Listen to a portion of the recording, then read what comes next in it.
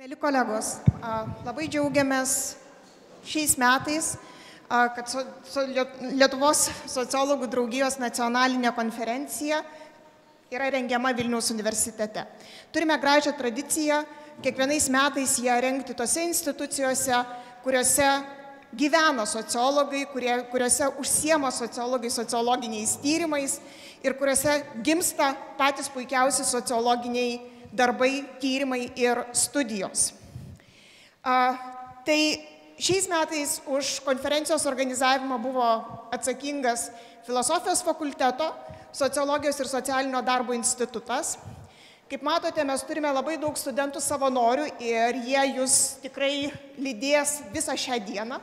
Tai jeigu turėsite kažkokių klausimų dėl konferencijos, drąsiai kreipkitės į mūsų renginio savanorius. Ir nepamirškite, kad mes turime tik tai pačią pirmąją paskaitą šioje ypatingoje vietoje, mūsų auloje.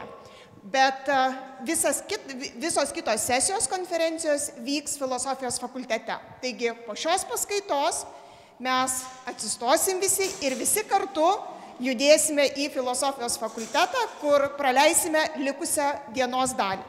O dabar norėčiau pakviesti pasveikinti konferencijos dalyvius ir svečius Filosofijos fakulteto dekaną profesorių Arūną Poviliūną.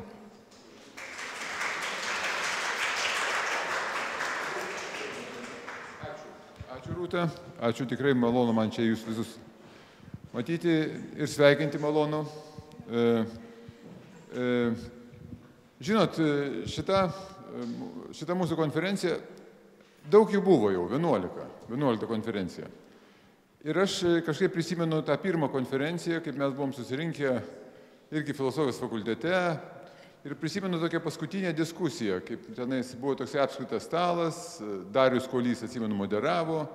Ten buvo iš įvairių sričių mokslininkai.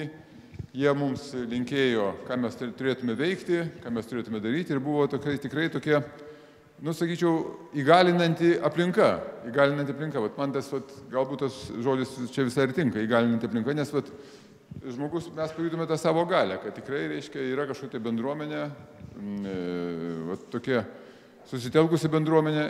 Ir nuo to laiko, aš dabar tų konferencijų kitos nelabai atsimenu. Atsimenu šiek tiek, bet ne taip ryškiai kaip ta pirma konferencija. Bet tai yra kaip savotiški atlaidai. Kiekvienais metais mes susirinkame į tuos atlaidus ir kaip tik tai pasistipriname. Dvasiškai sustiprėjame. Tai man atrodo, čia yra labai svarbus dalykas. Tai šitie, pasiėmiau tą planelį, ne planelį, pasiėmiau istoriją, kaip ta mūsų konferencija, kaip tematika evoliucionavo. Tai ką matau, tai akivaizdu, reiškia, pirmiausia, mes bandėme susiprasti, kas mes esame, paskui susipratę, kas mes esame, pradėjome daugiau dėmesio skirti nelygybės analizai, tenai socialinės nelygybės klausimams, paskui, reiškia, globalumo, ten tematika kilo, socialinio žinojimo autoritetas, vienu žodžiu, plėtėsi tas mūsų tematikos ratas. Ir mes dabar, man atrodo, jeigu žiūrėti pagal tą problematiką, esame tokia, normali sociologinė bendruomenė šitam, reiškia, dideliam pasaulyje. Tai va. Bet aišku, dabar dar vieną dalyką norėčiau būtinai pasakyti, mūsų pasveikindamas. Mūsų visus pasveikindamas. Būtent ką aš norėčiau pasakyti. Norėčiau pasakyti, kad dabar, aišku, sociologija išgyvena šiokią tokią krizę. Pamažu traukiasi, tarytum. Tai man atrodo, kad dabar mes turėtume galvoti, kaip būtų galima tą sociologiją kaip ir sustiprinti, atgaivinti. Nes visi puikiai suprantame, kad tai yra vienas iš įdomiausių pasaulyje užsiėmimų turbūt, reiškia. Bet nežino kiti. Kiti dėja nežino. Tai man atrodo, mes turėtume ir man atrodo, šios savaitės pradžioje švietimo ministras pasirašė ugdymo programos atnaujinimo gaires. Ir dabar mes turėtume tikrai jau nežiopsoti. Mūsų bendruomenė tikrai turėtų susitelkti tam, kad mes galėtume instaliuoti labai aiškiai sociologinę žinią į ugdymo programas.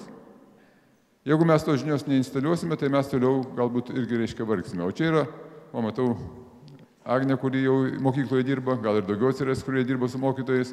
Mes turime trūks plyš instaliuoti tą, reiškia, sociologiją. Vat tai čia, man atrodo, yra labai svarbus dalykas. Turėkime omenyje tą visus sociologijos didaktikos dalykus. Tai kągi, labai atsiprašau, kad aš čia taip blogai šneku, bet aš sveikinu mus visus čia šitoje konferencijoje. Nu ir linkiu gero darbo, įdomaus darbo. Ir kad tie atlaidai būtų geri ir kad išeitume dar labiau sustiprėję ir dar labiau susitelkę. Sėkmės.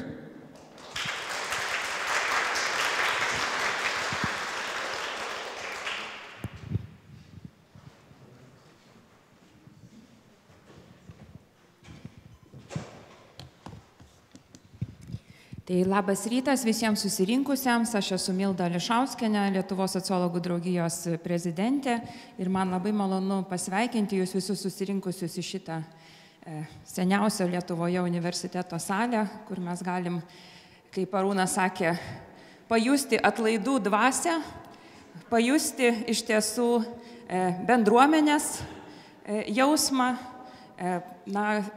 Įsivaizduoju, kad dažnas, sėdėdamas prie savo darbo stalo ar atlikdamas tyrimus,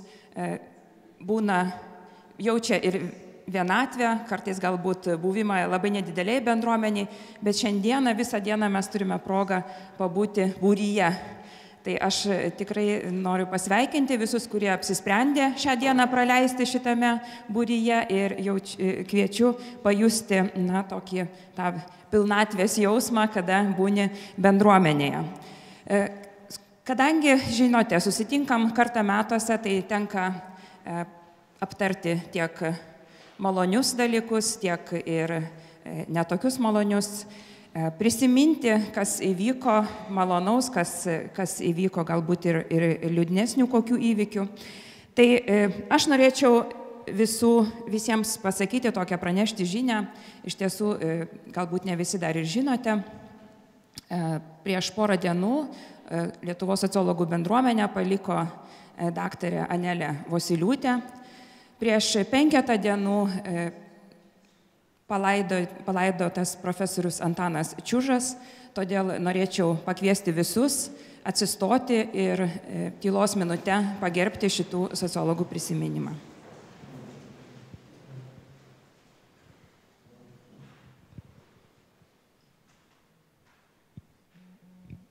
Ačiū.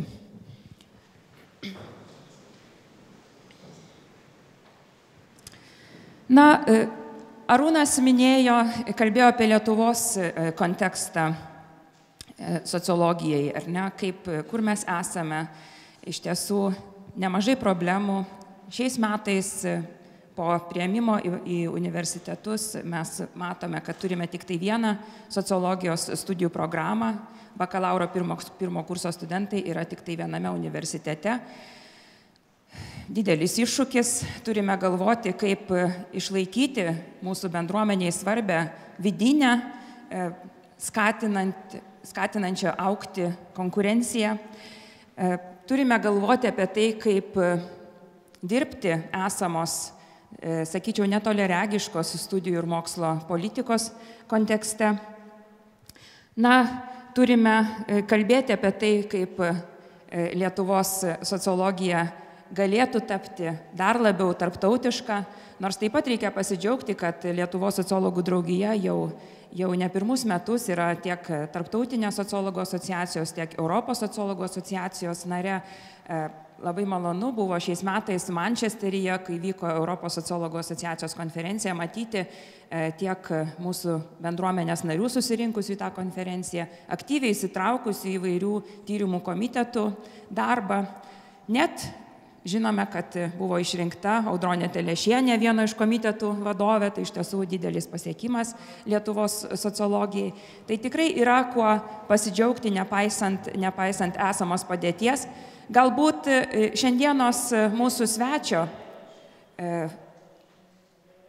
paskaita mums suteiks minčių, kaip iš tiesų tai, ką mes darome, tą svarbų darbą, kurį mes darome Lietuvos mokslui, kaip jį parodyti visuomeniai, kaip mums tapti viešesniais ir supažindinti ne tik mokyklą, bet ir plačią visuomenę su sociologinės minties žavesiu, su sociologinės minties gyliu ir nauda tiek visuomeniai, tiek valstybei ir jos raidai.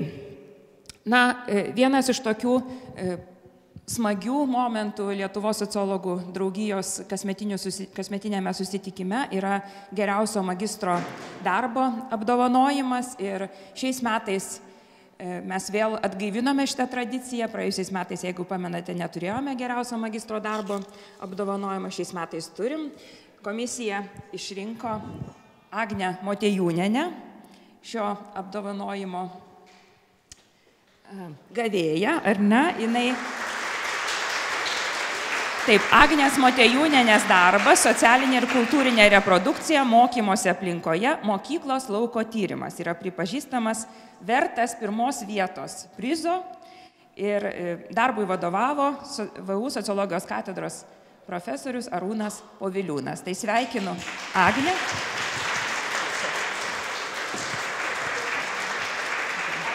Sveikinu labai. Kadangi yra Agnė kylanti žvaigždė, pavardės labai svarbu. Agnė yra Motiejūnė. Atsiprašau, ne taip perskaičiau, atsiprašau.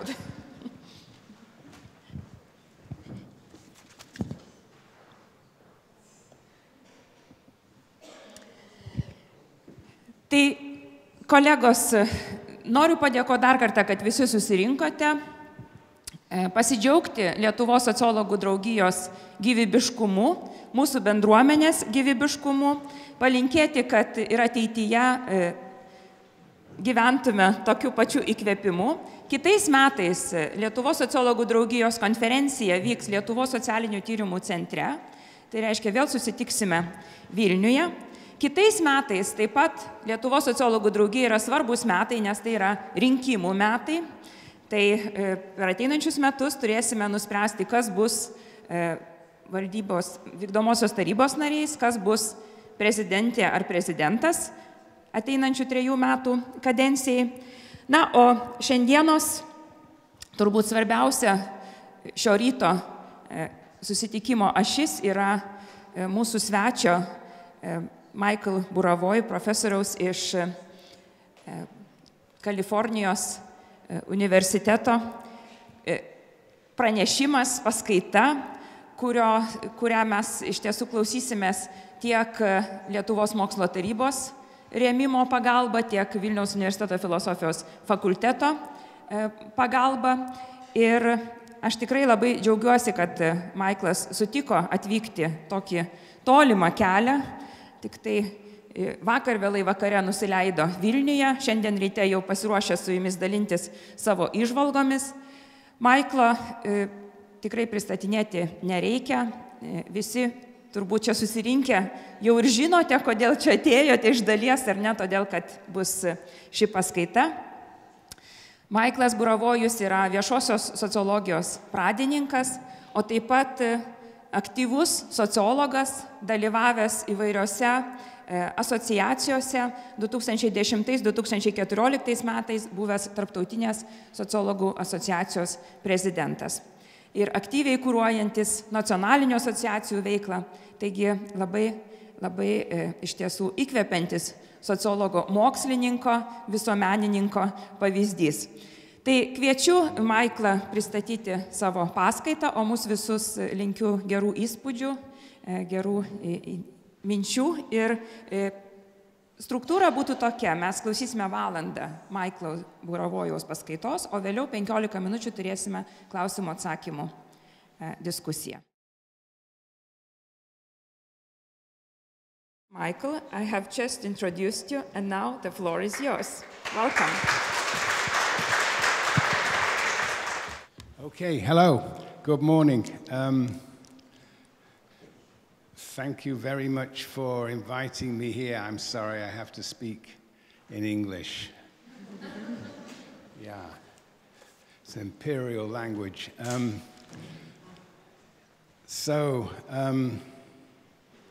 Yes, I just arrived last night, and Usually when I give talks anywhere, I like to make sure I know a little bit about the community, but I haven't had much of a chance. Just a few short conversations this morning. I know I was here in Estonia in 1983. I know I've been in Vilnius, and I think it was probably later, in 1988 or 89.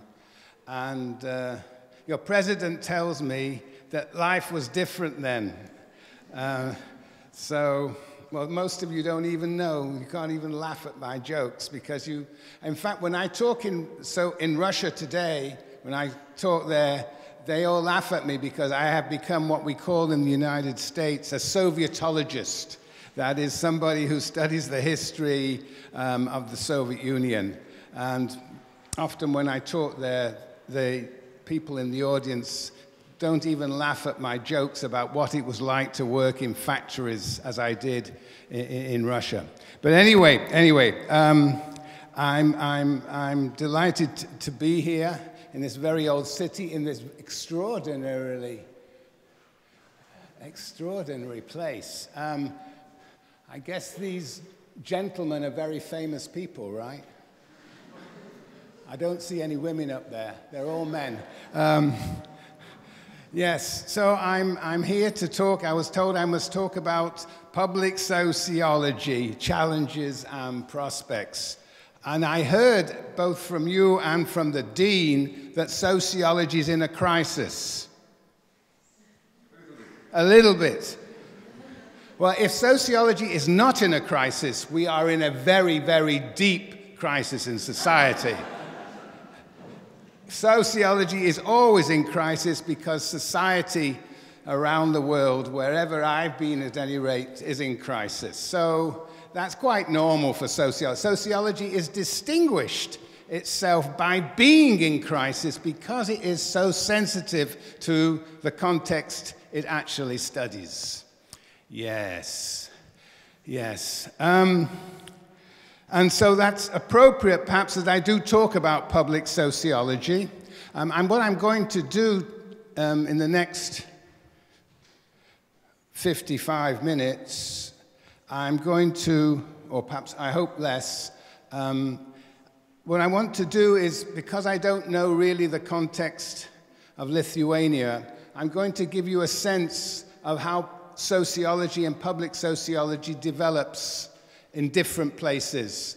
And it's going to be how I came to understand the relationship of public sociology to broader sociology and to the world. So it's going to be, I'm going to take you through a few stories in different countries. But it's very important, it seems to me, to understand always the public moment of sociology in the public context.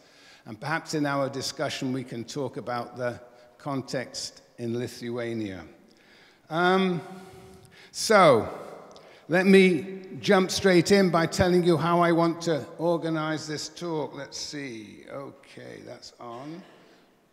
Beautiful. The context of public sociology. Yes.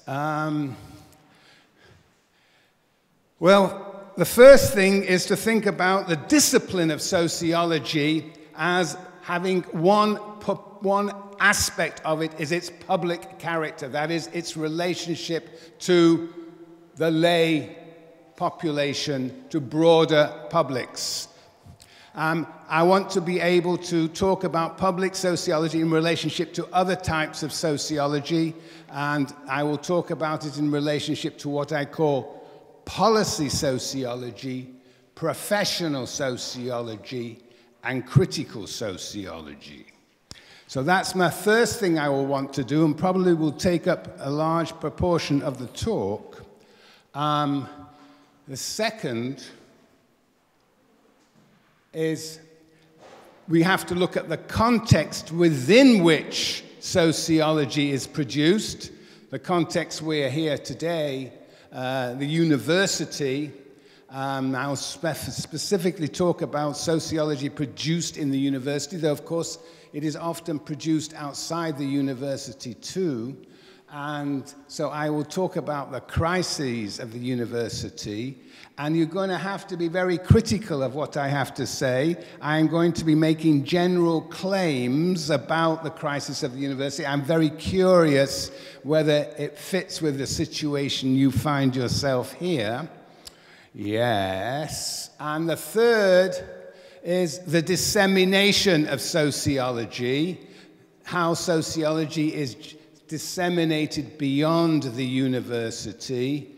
And if I get there, then I will actually give you a little story about how I see public sociology in the United States of America that is undergoing very strange times at the moment. How does a sociologist deal with that context in disseminating ideas? So I will talk about public sociology in the era of Trump. I don't believe you have a cousin of Trump running your country. So you will be able to laugh and feel very self-confident. But Trump is a phenomenon that, as you know, is spreading around the world. So be careful. Yes. So look, if I speak too quickly, just, I don't know, look puzzled or give me I will see. I'll look on the front here to see if people can recognize what I'm saying. If you don't, then you just don't smile, you frown. Okay. All right. All right. Context of public sociology. Yes. All right. I'm going to start where I began thinking about public sociology. It was in the basically the early 1990s. I used to travel, I am myself English, but I did when I was young, like many of you here, when I was an undergraduate, I went to South Africa and I became very interested in Africa. I spent a lot of time in Africa, 4 years in Africa from 1968, also a very interesting year, 1968 to 1972. I never went back to South Africa until 1990 because of the academic boycott. South Africa was under the apartheid regime, and it was only in 1990 that it became clear that the apartheid regime was going to collapse. So I went there in 1990, in June, July of 1990, and I was amazed to discover the sort of sociology they were doing there, my friends were doing there. It was indeed a very engaged sociology. In fact, for 20 years, the previous 20 years, sociology had been part and parcel of the resistance movement to apartheid. Now, of course, there were sociologists who actually were the ideologists of apartheid, but the people I knew were the ones that were actually working with the social movements that were trying to overthrow apartheid, social movements that were usually connected to the labor movement that became stronger and stronger in the 1970s and 80s.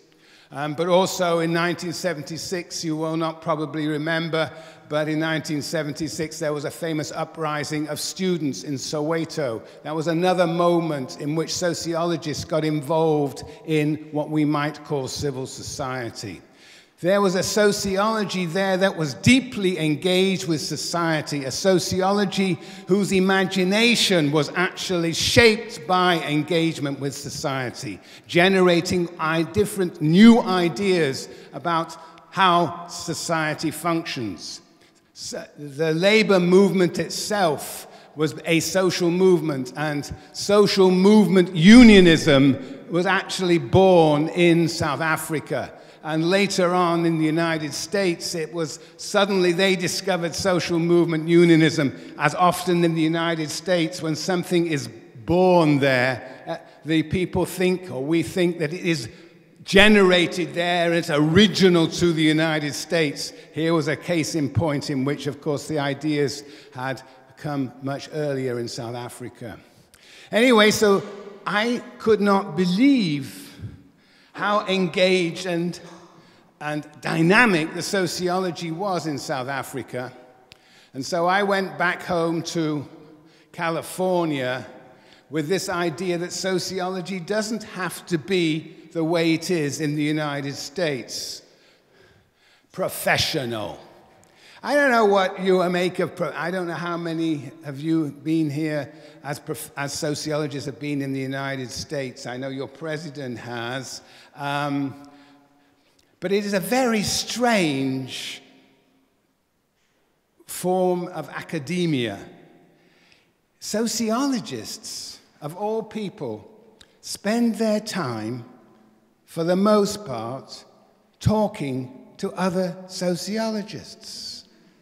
I remember when Fernando Henrique Cardoso, who became president of Brazil, was visiting us in Berkeley in California in the early 80s. And he would always laugh at us, you know, oh, you people, you think you're so critical, you're so radical, and you share your papers amongst yourselves, but you're of no significance. Now, if we in Brazil were to write these things, we would land up in jail. Their sociology is significant. Of course, he had been indeed part of the opposition under the military dictatorship. So, indeed, sociology in the United States, and indeed to some extent in other countries too, is a professional sociology in which we share papers among one another. We have conferences like this in which we talk to one another. You know, if we produce a paper that is published in the American Sociological Review, we are lucky if 10 people will read it. And there will be other sociologists. We are talking to one another. Well, that is not entirely true. In fact, I like to think that my own department has a public wing, and has always had a public wing of producing books of significance that are read beyond academia, usually books, not articles, sometimes contributions to newspapers, editorials, interviews on television, and of course, social media. But it is very much the heartland of professional sociology. And I will argue, even though I make fun of this professional sociology, that without professional sociology, there can be no sociology. But anyway, I think the United States is at the extreme end of professional sociology, in which sociologists talk to one another and build up scientific research programs. Okay, so those are two. Now you notice that I have got a 2x2 table, and actually 2x2 tables make your careers. For those interested in building a sociological career, you have to have your 2x2 table. This is my 2x2, signature 2x2 table. And let me fill in a... Yes, policy sociology. It's interesting, when I was in South Africa in 1990, I had just come off the boat going down the Volga with industrial sociologists. 1990, it was still the Soviet Union. Some of you may remember. The dean will remember. Yes, of course. And you probably remember too. But in 1990, we went down the Volga. I and 2 or 3 other sociologists from the United States were lecturing to about 150 so-called industrial sociologists that came from different factories around the Soviet Union. We shouldn't have been doing that. It was still the Soviet Union. The person organizing it had taken a really big risk. Many of these people were working in yashchiki, those black boxes of military production. They should not have been talking to people like myself. And there was, of course, a crisis halfway through the trip when the party aficionados began to be concerned about what was going on in the conversation between these innocent Americans and those industrial sociologists.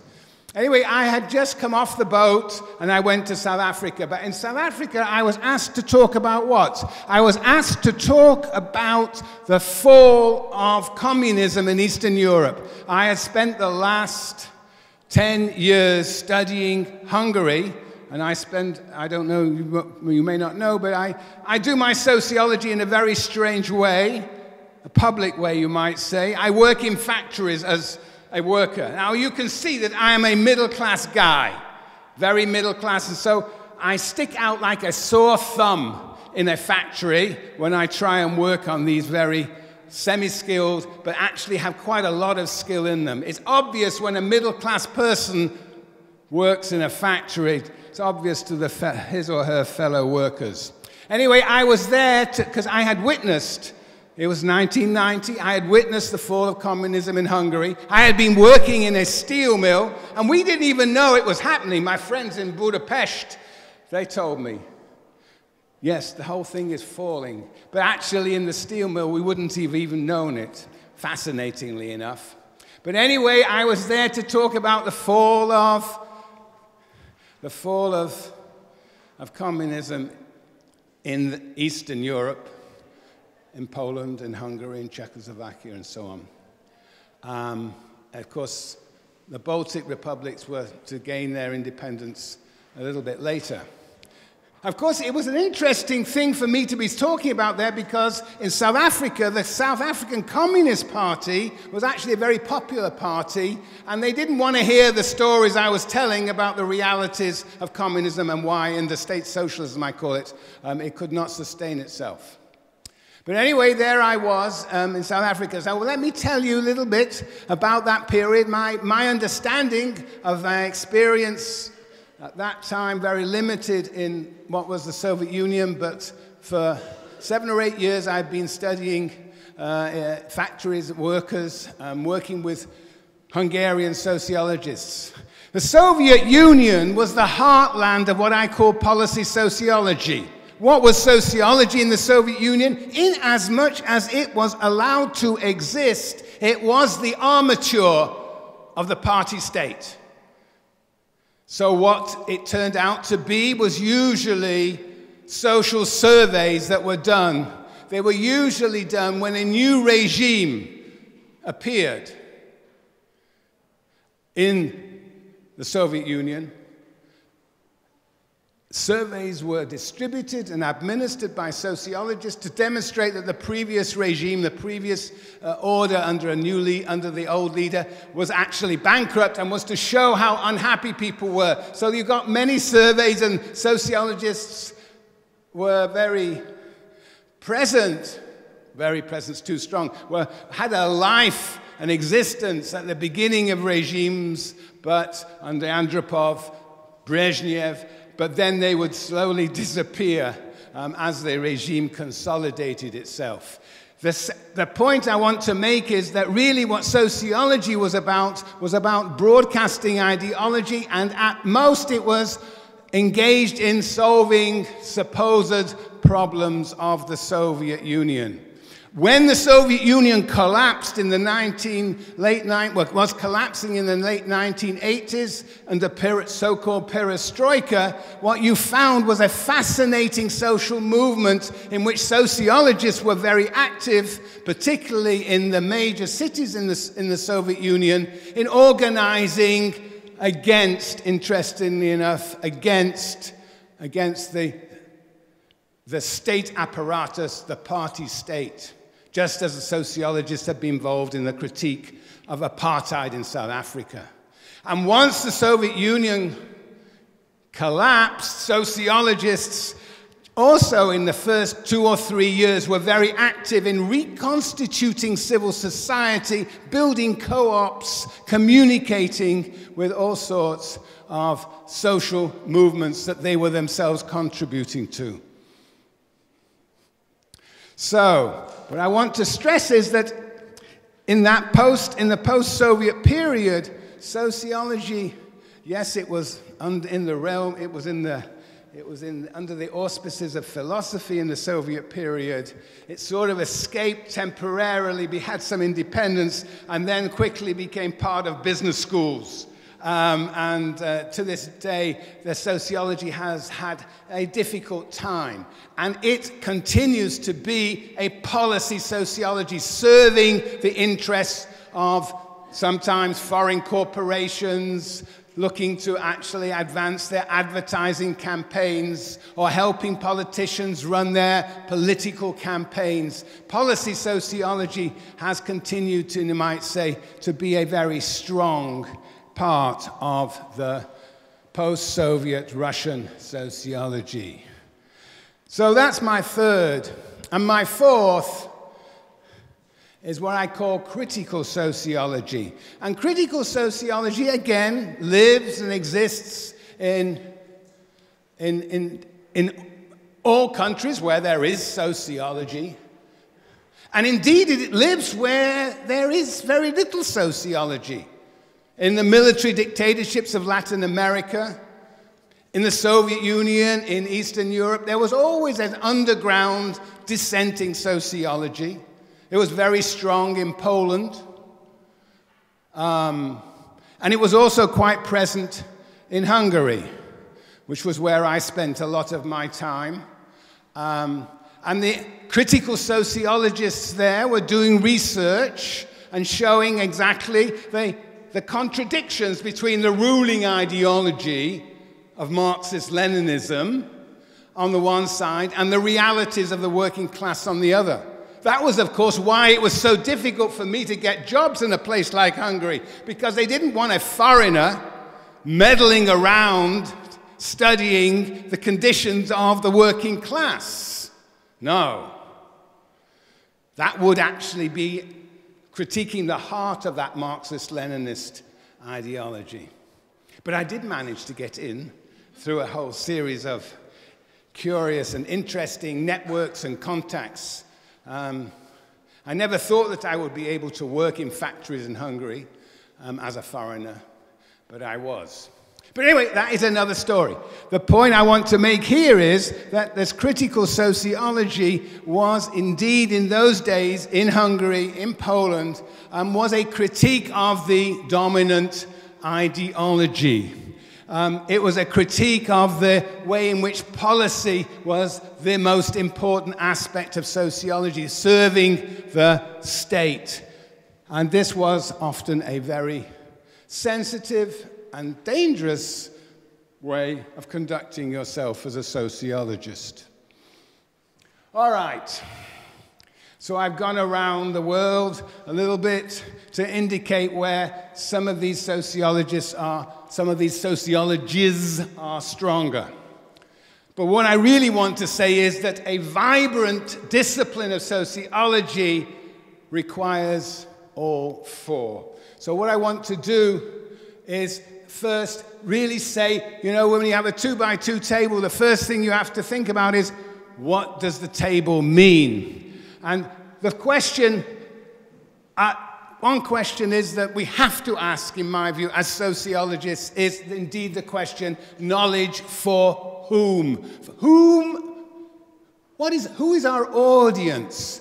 Are we talking indeed to ourselves, or are we talking to people beyond academia?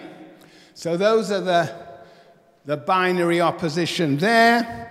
And then there is a second question, knowledge for what? Are we producing knowledge to solve problems?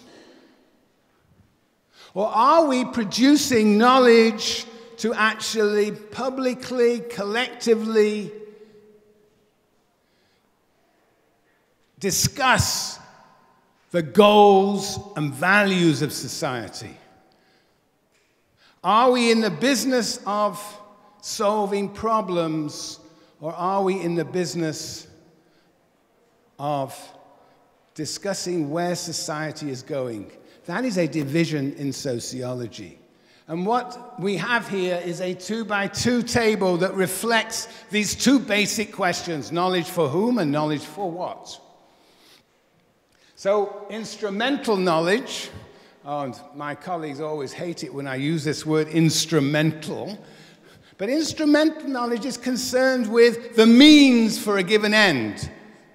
And professionals, what we do as professional sociologists, we develop research programs in perhaps in the areas of education, or in social movements, or in political sociology.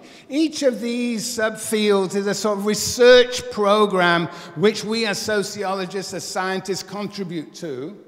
And then the means towards an end, that is policy sociology. Usually it is people who actually have money to pay sociologists to solve a particular problem, policy sociology. And what usually happens, as those who have been involved in it will know, it is usually that we as sociologists are there to justify, legitimate solutions that have already been arrived at.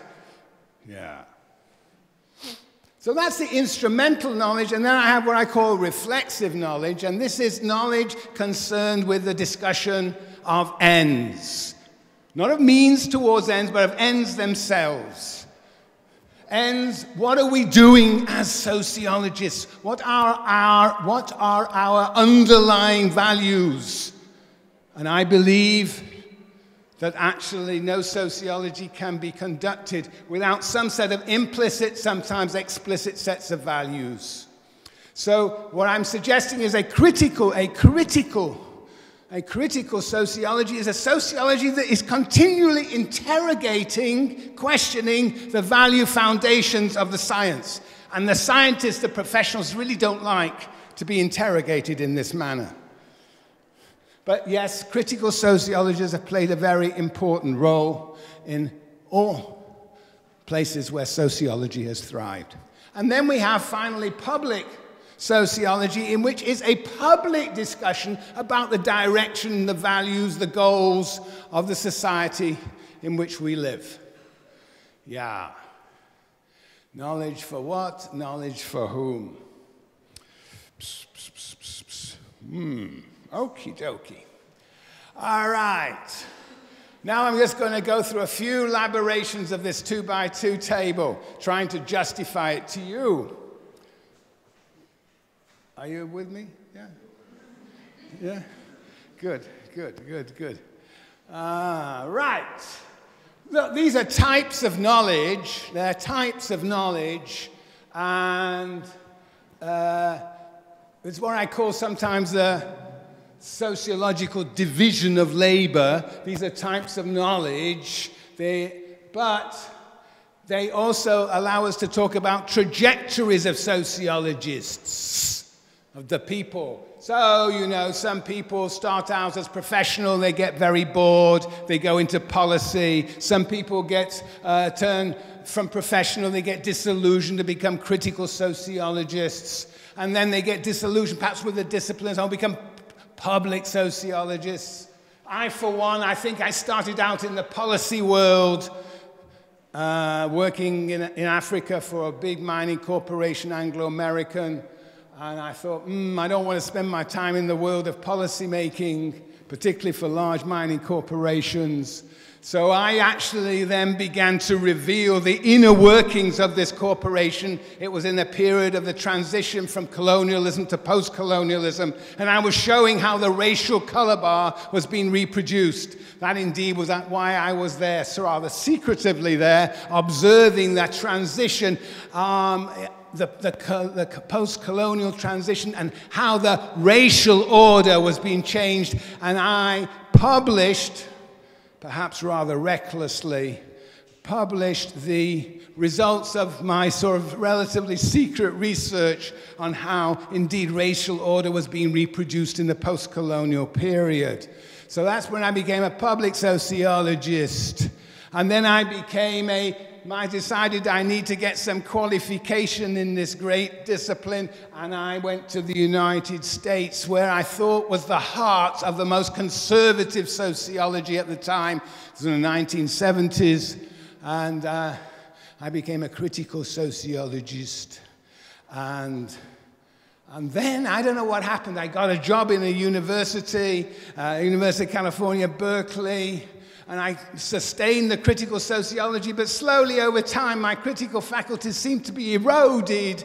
I became an administrator running the department. I even became president of the American Sociological Association, and so you might think I became a professional sociologist. Yes. But anyway, the point is that you have people have trajectories through these categories. Yes. Yes. And what is important is that these categories, these types of knowledge are interdependent. You can't have critical sociology without professional sociology because there will be nothing to criticize. You can't have a public sociology without professional sociology because there will be nothing distinctive about the way that we relate to the world. And I could give you a long lecture on the interdependence of all these forms of knowledge, but they're antagonistic interdependencies because there is also a tension between talking to one another and talking to broader publics. There's a tension between talking to one another in a research program and those who actually continually question the assumptions of that program. So it's an antagonistic interdependence. Yes. And I think that sociology becomes pathological, problematic, when actually these different types become autonomous or semi-autonomous. When the professional sociology, as it to some extent has happened in the United States, becomes so autonomous that actually the problems it tries to solve or the puzzles it tries to solve seem to be so minute, seem to be so irrelevant to the issues in the wider world. And policy sociology also is problematic when it is captured by the client which it serves and loses contact with the other three. Public sociology becomes problematic when it becomes a populist sociology, when the sociologist will do anything to gain a bigger audience. And critical sociology becomes problematic when it becomes ultra-dogmatic.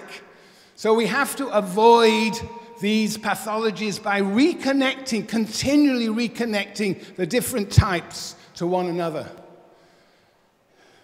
And in reality, in any one country, and sociology has a national character. Each country has its own articulation of these four types of sociology. And that articulation takes a form of domination. Certain types tend to dominate. And as I have said, in the United States, the professional dominated. In the Soviet Union, policy dominated. And in South Africa, in this period of the 1980s, the public sociology tended to dominate. And it's interesting, I don't quite know where the critical dominates, because the critical is so dependent upon, indeed, the others. But anyway, these are relations of domination that governs the connections between these four types. Okay. And different disciplines, it turns out, can be seen in terms of the relationship amongst these types of knowledges. I don't know, economics. Yeah, economics, well, dare I say it, that the professional and the policy tend to dominate. In the humanities, the critical and perhaps the public dominate. And of course, the trick about sociology is how it combines actually all four. But anyway, you can apply this scheme to different disciplines, even possibly to philosophy. You're not a philosopher, what are you? You're a sociologist. Oh, congratulations. That is upward mobility. Ah, very good. Well, you have a dean that is a sociologist. You are so lucky. Ah, yes, very good, very good. Yes, all right, I will not make fun of anymore. All right. And there, as I say, national configurations of sociology, as I have been saying all along. Now, one thing that is very important is this last one, global division of labor, it should say. Yeah, global division of labor. And I don't have to tell you about that here. I do have to tell my colleagues in the United States about the global division of labor because they tend to be dominant in that global division of labor precisely because they are able to command extraordinary resources and they actually become the vehicle through the stamping of legitimacy and justification on the degrees of people who then move into different places in the world. For example, the Chinese really only developed their sociology in the 1980s, and they did so by sending students to the United States. And even to this day, the best universities in China will only employ sociologists with some stamp from some prestigious university in the West, but usually United States. Yes. So the global division of labor, so in as much as this monster, the United States, does indeed dominate, it sort of sets the terms of sociology in different countries. If in South Africa you want to move up the world of sociology, it is best if you publish in journals that have, quote, international recognition, which means often United States, possibly Europe. But in the United States, problems in sociology are defined by the United States. And the United States is one of the most strangest countries in the world. So it has a very strange sociology. And yet in South Africa, they have to conform to the questions and indeed the standards, so-called standards of US sociology, if they're going to publish in these so-called international. So there is a sort of hierarchy created in the world within a sort of global sociology, a problematic hierarchy, which is being, I say, as being actually confronted, challenged, in part by the International Sociological Association, and of course in Europe. Europe has always been much stronger in social theory, whereas the United States perhaps stronger in doing research. It's an interesting difference between the two. In fact, in the United States, they're always borrowing from European sociologists. Whether it's Marx, whether it's Durkheim, whether it's Weber, or whether it's Pierre Bourdieu. There is a borrowing of theory from Europe. But anyway, one can begin to, and I'm not going to do it today, but one can begin to see a global division of labor in which certain regions in the world specialize in certain aspects of this set of 4 types of knowledge. Yeah. All right. Ooh, 10:30. All right. Now, that's setting up everything. Now I just want to talk about, the crisis of the university. Now, that's a risky business. Universities really do differ across the world, but I think there are pressures that characterize universities to a different degree, but to be sure, but do characterize universities across the globe, as we live in this so-called neoliberal capitalism. The first is a fiscal crisis. Essentially, universities are no longer the prestige entities that they used to be. They are now subject, like so many other realms of society, to commodification. Right. And so universities have to somehow garner their own funds. And how do they garner their own funds? Well, one way is to get money from students.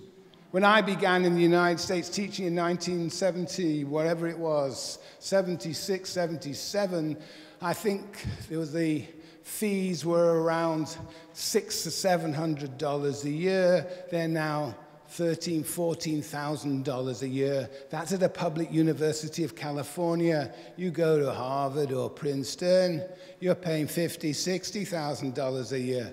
And you can see why that's a problem for sociology. You can imagine which parents are going to pay $50,000 for their kids to study sociology.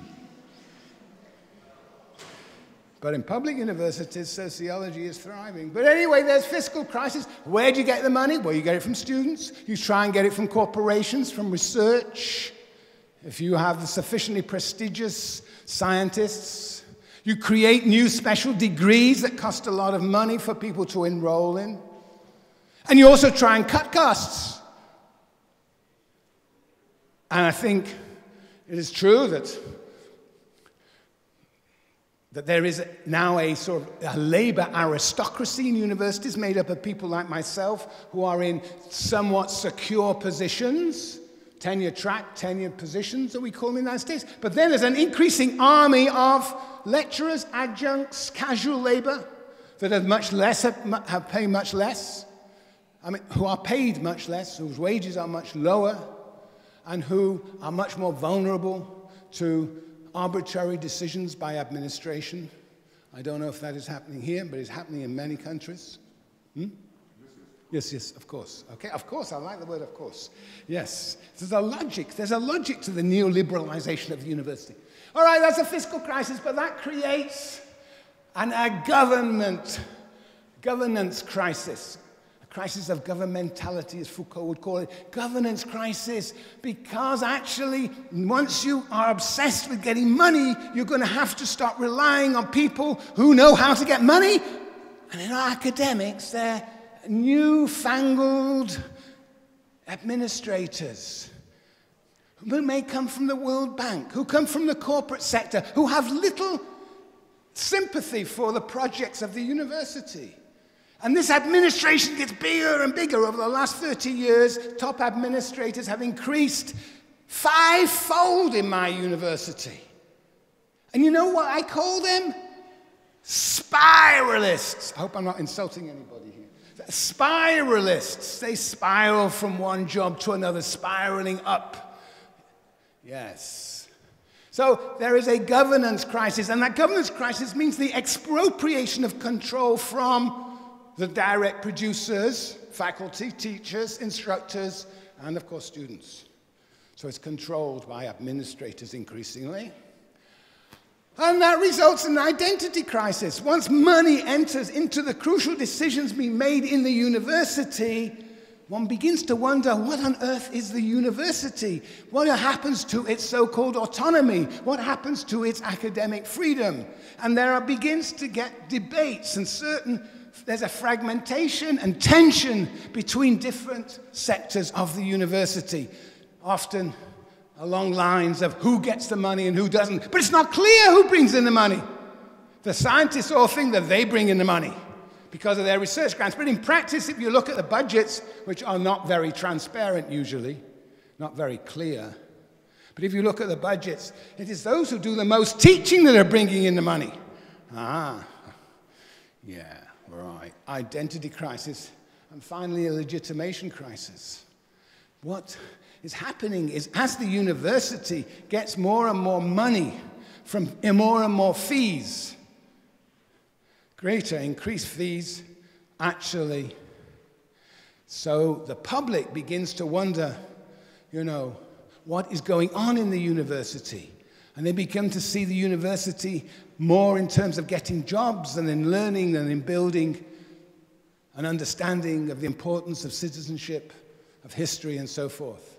So the university begins to lose its legitimacy as a public entity. Yeah.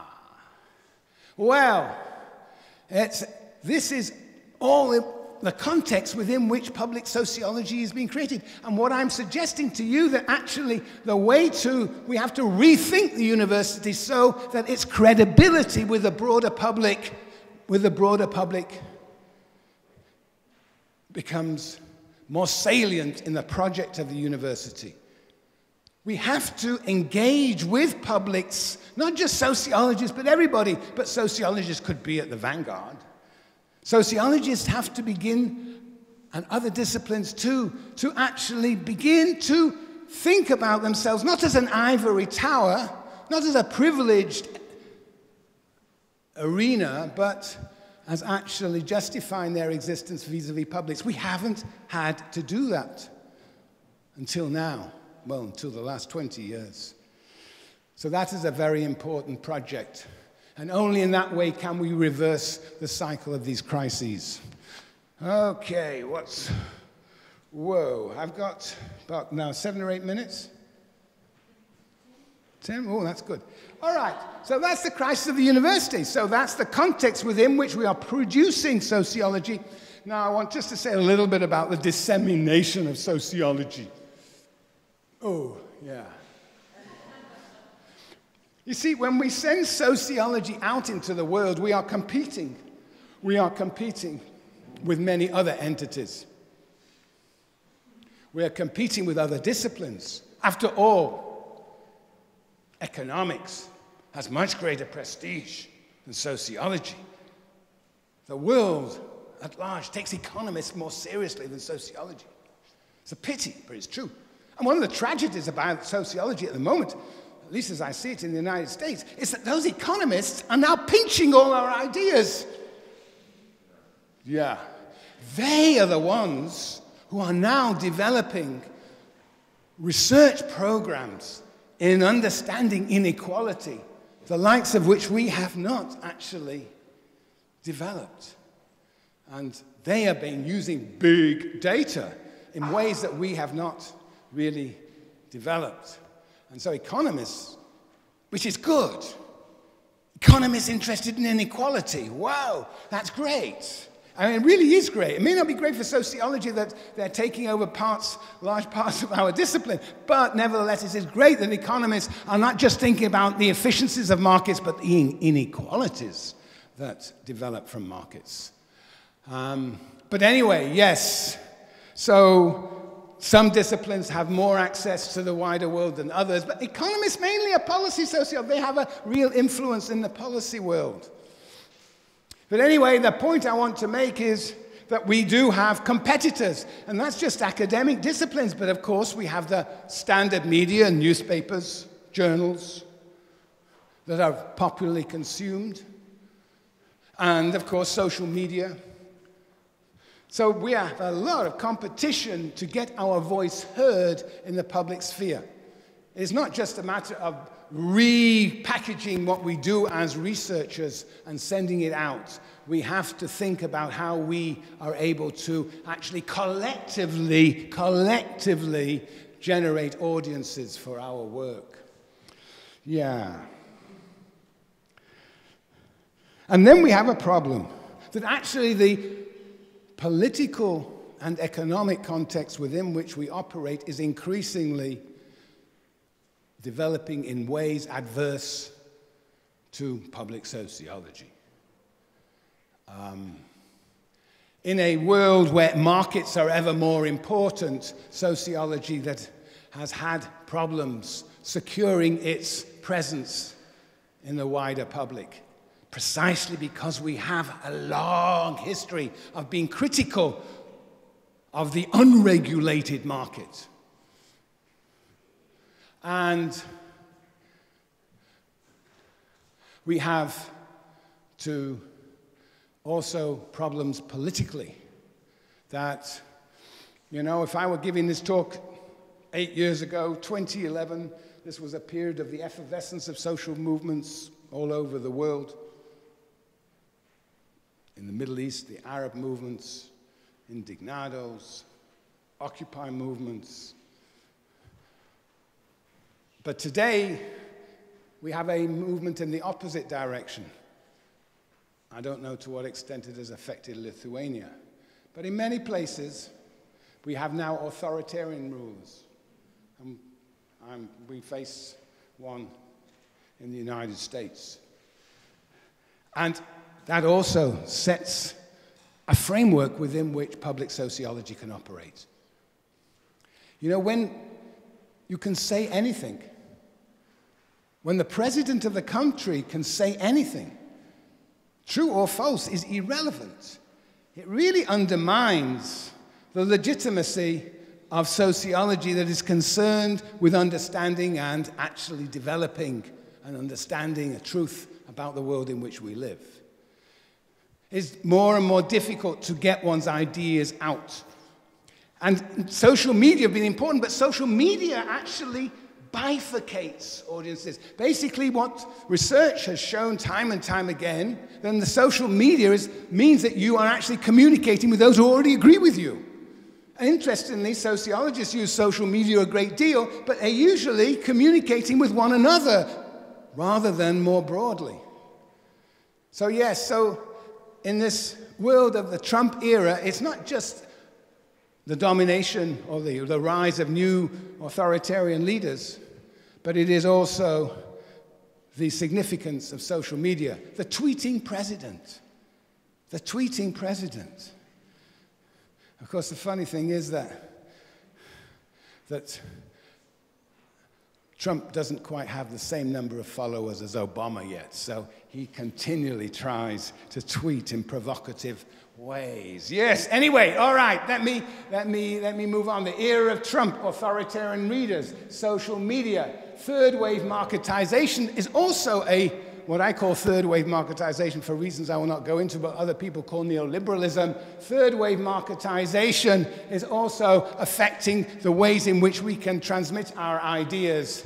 I mean, there has been also a discrediting of liberal democracy, because liberal democracy has been hijacked by the dominant classes, so there are no more concessions now distributed to dominated classes. The material basis of liberal democracy has been eroded, and therefore we see the development of extra-parliamentary social movements, populisms of the left and of the right.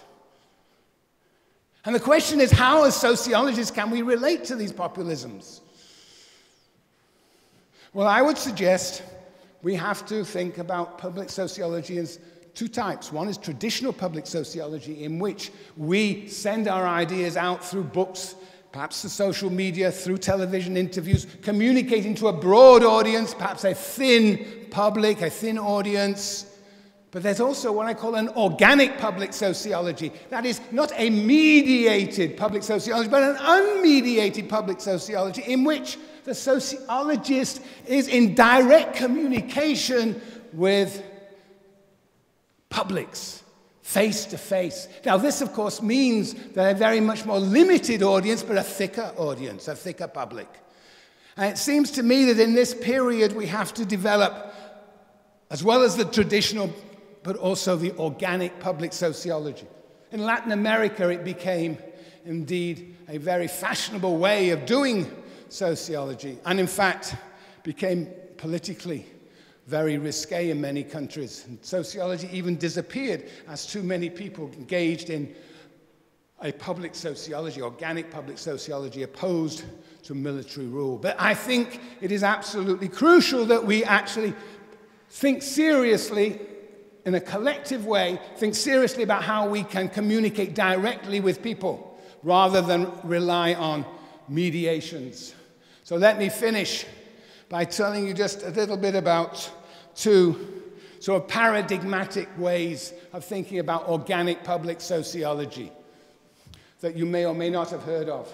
There is what I call the empathic public sociology. Arlie Hochschild, a very well-known feminist sociologist, has spent 5 years from 2011 to 2016 in Louisiana, one of the poorest states in the United States, that is indeed dominated by the oil industry, which erodes the environment. And so she took the environmental question to the people in Louisiana, did you might call a form of participant observation, and started having discussions with the people there, particularly Tea Party followers, that is right-wing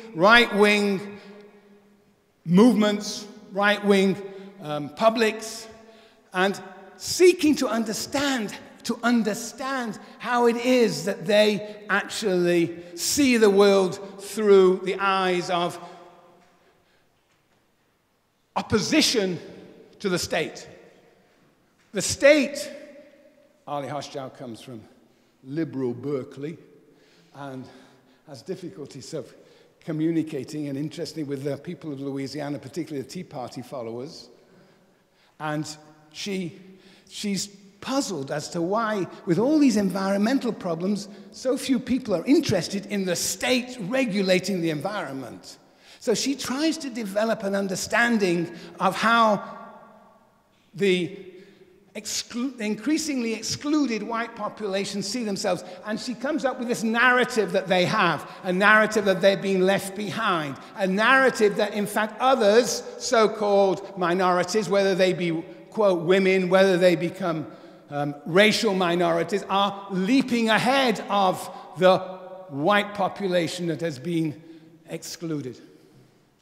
So she develops an empathic, if you will, an empathic organic public sociology, one that seeks to understand why it is that people are rooted in perspectives that seem to be irrational and that are disconnected from many of the more progressive movements.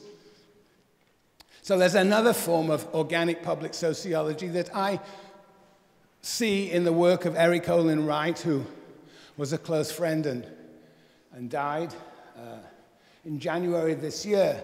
He developed a project of real utopias, and he looked for, around the world, visions of alternatives to capitalism that grew up in the interstices of capitalism, or actually was generated by capitalism's attempts to save itself from deeper crises.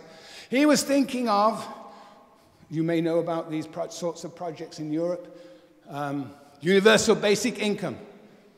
He was interested in participatory budgeting found in Latin America.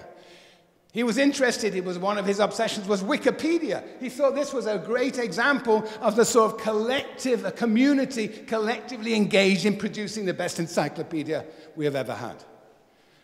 But it was based on a principle of organization that was anti-capitalist.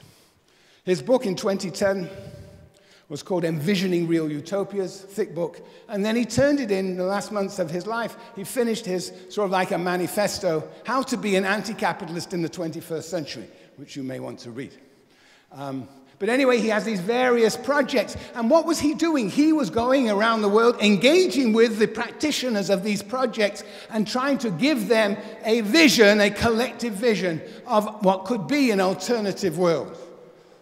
What for him was a form of democratic socialism. That is what I call an affirmative public sociology, seeking, of course, a very different audience than the one that Arlie Hochschild is trying to understand in Louisiana.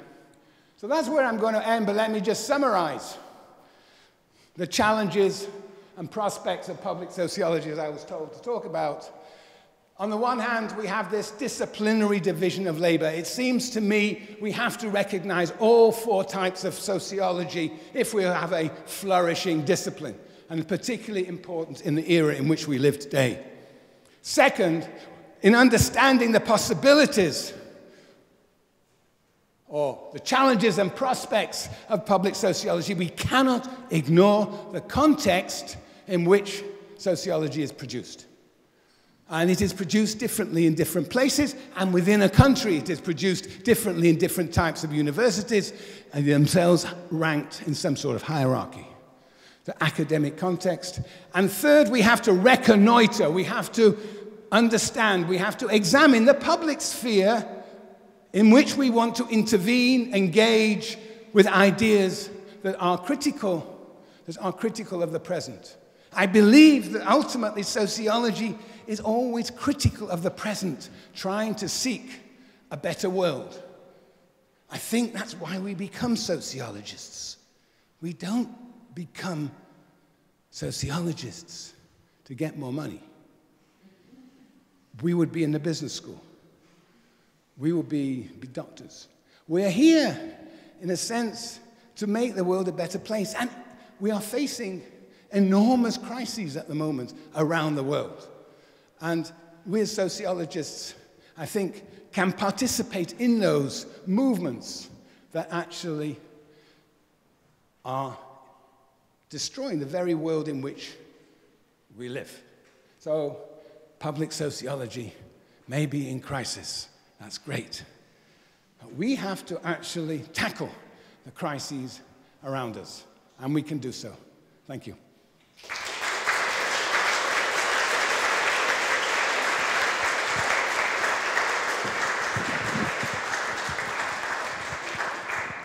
Thank you, Michael. You are almost on time. And now we have 10 minutes for discussions, so maybe there are questions in the public. Oh, we have one. Yes, so the question is about agenda of societal impact. Agenda of societal impact, and how it connects or not to the idea of public sociology. Societal impact in research evaluation. In research evaluation. Mm-hmm. The idea, this has become very common, and I think probably in Lithuania is also the case, right, that we are concerned that sometimes you're getting money for research that has impact. So what is the implications of that for what I've been saying today? That's the question, I think, yeah. Yeah, that's interesting. Well, on the one hand, yes, I mean, I obviously am talking about bringing sociology beyond the university, and you might say having an impact. But impact is a one-way thing. And it seems to me the whole point about public sociology is a conversation. And there's no necessary, immediate, measurable consequence of conversations. And so I find, in fact, rather problematic the requirement that research show that it has impact. So I think the argument I'm trying to make is that we should be getting out and having conversations, dialogues. And that is, if you will, the impact I would like to see. That we think about how, like Arlie Hochschild, how people come to the political views that they do, have discussions with her. If you read her book, you will see how the book itself is actually a series of conversations about Louisiana with Louisianans, why they develop the particular understanding that they do. And similarly with Eric Wright, this is a two-way conversation. We don't necessarily have some sort of truth that we can sort of convey. This is a dialogic issue. I don't know if I'm really answering your question, but that is my view. Thank you. More questions? You have one.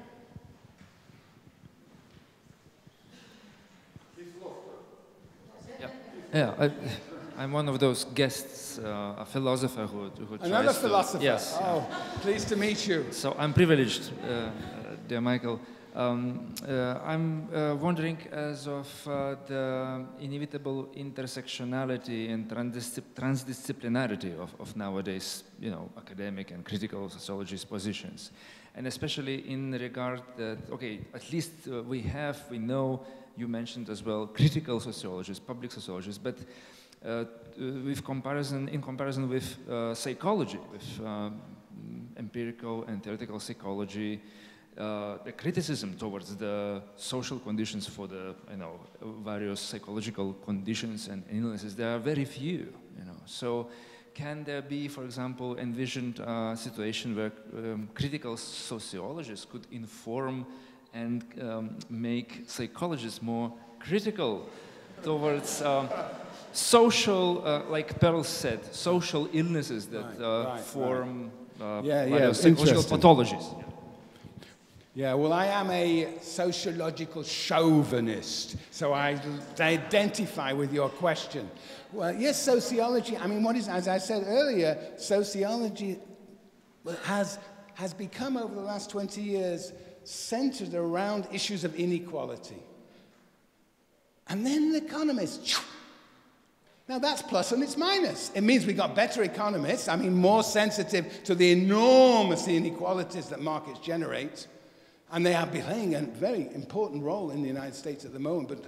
And it started with Thomas Piketty in France. But we should be also sort of, psychologists are more tricky. Psychology, particularly in the United States, has appealed to the individual. They have a sort of an ideological advantage over us because most of us see the world as individuals. To see the world as the articulation of social forces, ooh, that's more difficult. So we have a lot of work to do. So, I don't know if you read C. Wright Mills, The Sociological Imagination. Every graduate student in the United States, well, most graduate students in the United States just read this as a sort of inspiring text. And one of his definitions of sociology is bringing personal troubles to public issues. And of course, that is precisely, you know, a critique, you might say, of the limitations of a psychological perspective.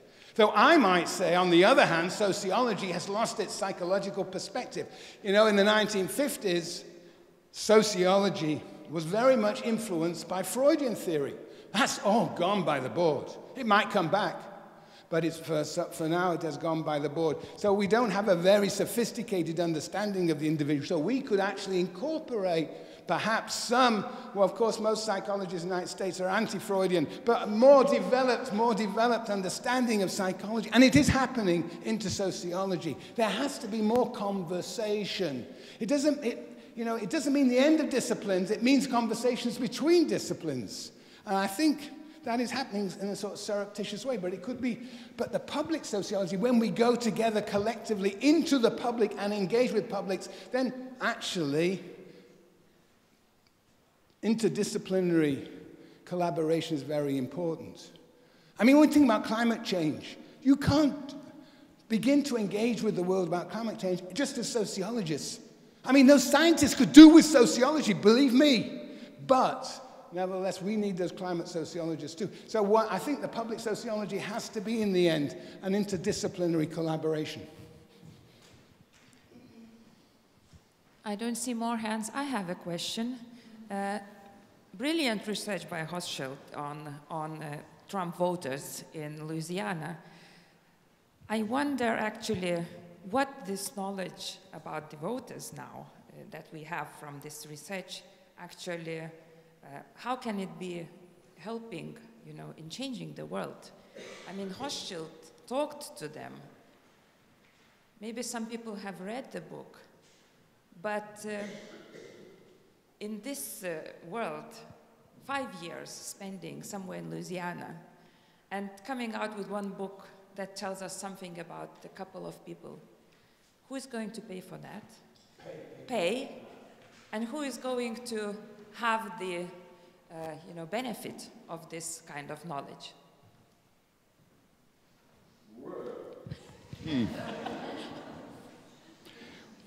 Yes. Well, in terms of the US, she has become a really major figure in trying to understand how people that are not sort of professionals of the East and West Coast, who are in places that have been left behind, have been, in a sense, so she doesn't use the word but colonized would be appropriate. It leads us to understand precisely their self-understanding rather than labeling them as irrational.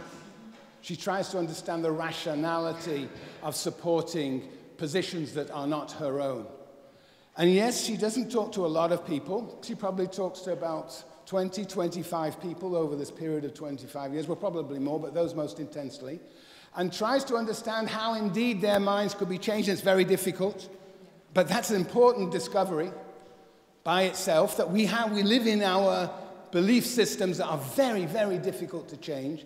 And it seems that what she wants to do is have crossover issues. I don't know if you read Chantal Mouffe around here. You know, she writes about left populism and right populism. And basically, are there any crossover issues between the two?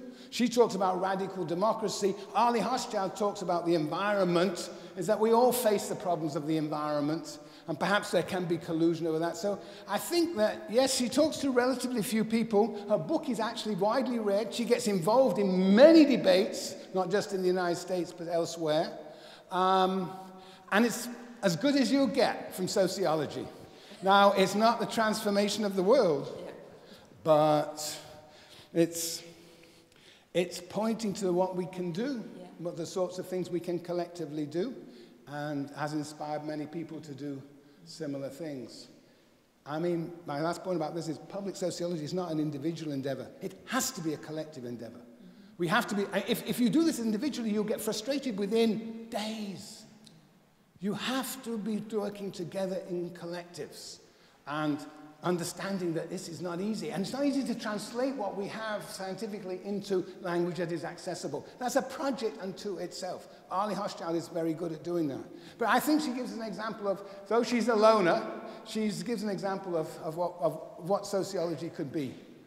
As the book is called Strangers in Their Own Land.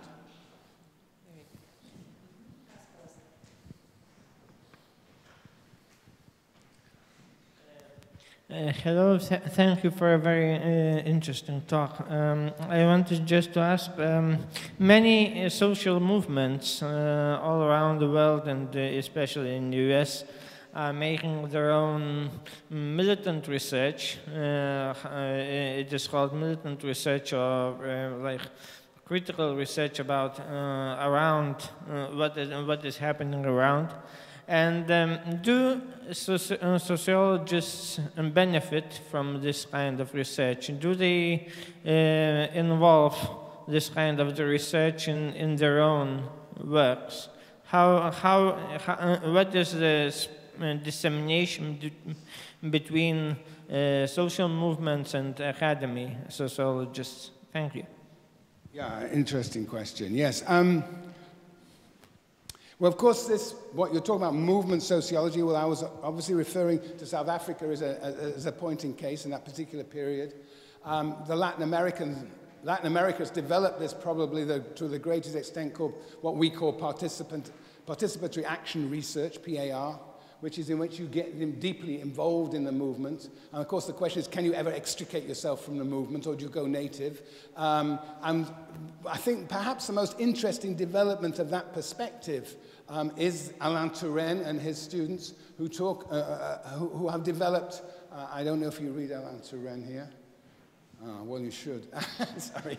He's a very famous French sociologist who basically developed a theory of new social movements. And his practice to study new social movements was to actually engage with the leaders of these movements, and to sort of conscientize, as the word, the English translation, to conscientize the movement.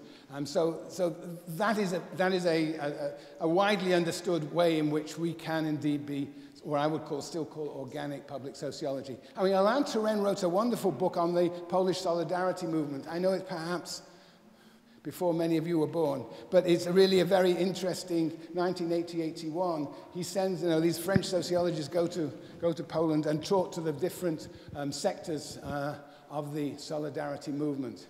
And like Hochschild, on the one hand, works with those groups, and on the other hand, produces a book that can be widely read for the information it gives us, but also inspirational as to how such interventionist engagement can be conducted. Yeah. Yes. Well, unfortunately, our time has run out. Now we are already in the time of coffee break. So, thank you once again, Michael.